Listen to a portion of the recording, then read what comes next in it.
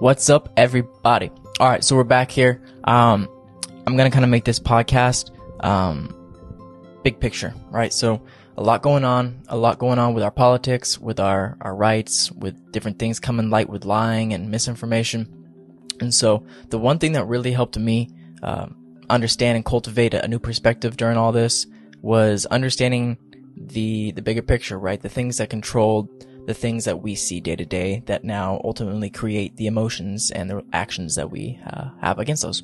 So I'm going to jump into these right away. So if you guys know what the word cabal is, you know, like a cabal, like a gathering of secrecy, a group of conspirers to you know, do good or bad against something. And so there's a big cabal group that has been known around the politic world. You know, we always talk about politicians being in bed with politicians. That's the whole cabal. And the names right now that are getting exposed with a lot of legal stuff are the Clintons, the Obamas, the Rockefellers. These are the big names. And then you have, you know, the McCabs and people like that. So these secret societies, all this stuff has been around for forever. They're all documented. So I'm going to dive into a few of them here and then kind of get you guys to understand a bigger picture and use this as a formula to kind of understand modern politics, you know, these surface politics that we see on the news each day. So bear with me. I got notes here today for sure, but I'm going to kind of just digress from the 13 families and kind of hit on the ultimate controlling factor. These royal bloodlines have been around for forever, and the 13 families that ultimately control and manipulate the world today are backed by what is known the black nobility. And the black nobility have been around since the Tower of Babylon, you know, back biblical days.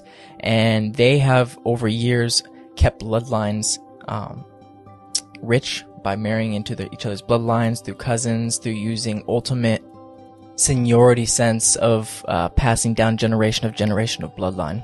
And so Rothschild, Rockefeller, these people also are in that group, but the black nobilities were actually around before the Rothschilds. The Rothschilds being the oldest of the European Jewish descents that are controlling the world right now. Rothschild, previously known as Bauer, B-A-U-E-R, then later switched to B-O-W-E-R. They are kind of like the beginning forces of New Age, New World Order, and the whole movement is called the Rothschild House, and everything operates outside of that, outside of the black nobility. So you have the black nobility, the Rothschild House, and everything that comes along after it. So I'm kind of just going to explain to you what the black nobility is. The black nobility is the House of Hanover in Germany. It is the House of Habsburg in Austria. It's the House of Orange in the Netherlands. It's the House of Liechtenstein in Liechtenstein, and the House of Guelph in Britain. And so you can Google a whole bunch of these families. The most prominent one today is the Oldesachis, O-L-D-E-S-H-A-C-H-I. But these families are around for generations and generations. And the black nobility, the biggest black nobility, like I said before, is the Oldesachi, O-L-D-E-S-C-A-L-C-H-I. I'll pop their symbol up here. But they own a company from the Cernobio. That's Cernobio, Italy, is kind of where the origin is from. And so Cernobio comes the company CERN.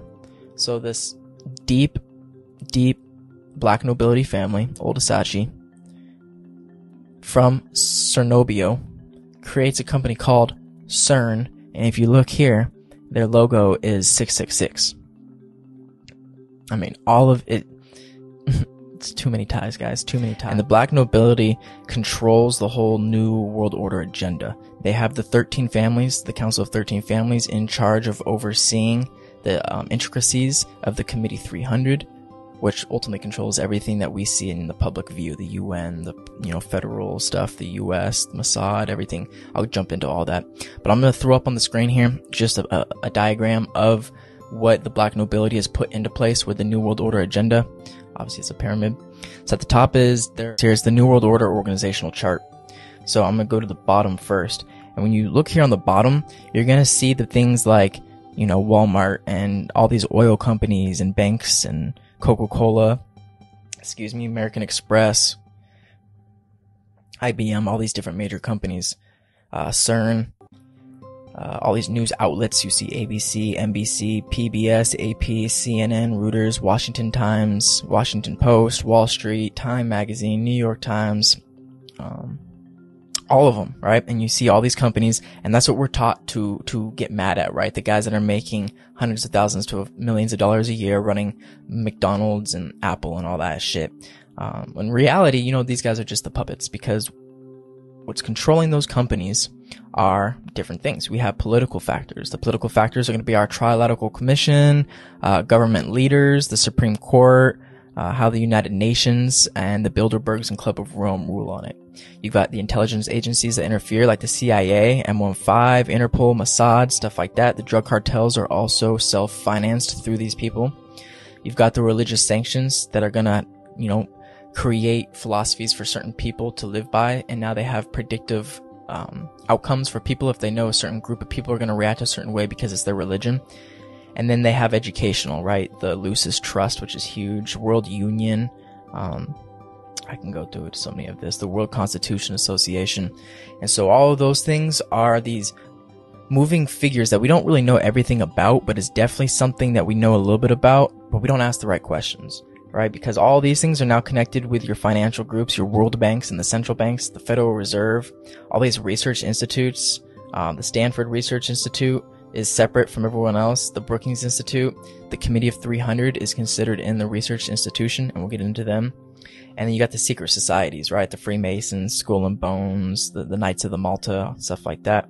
And those secret agencies and those entities that have minimal dirt on them are ran by, ultimately, as you see here, these, this is going to show 15 families, I believe, right here, but there's 2 of them are going to be kind of just more influential people with the Illuminati.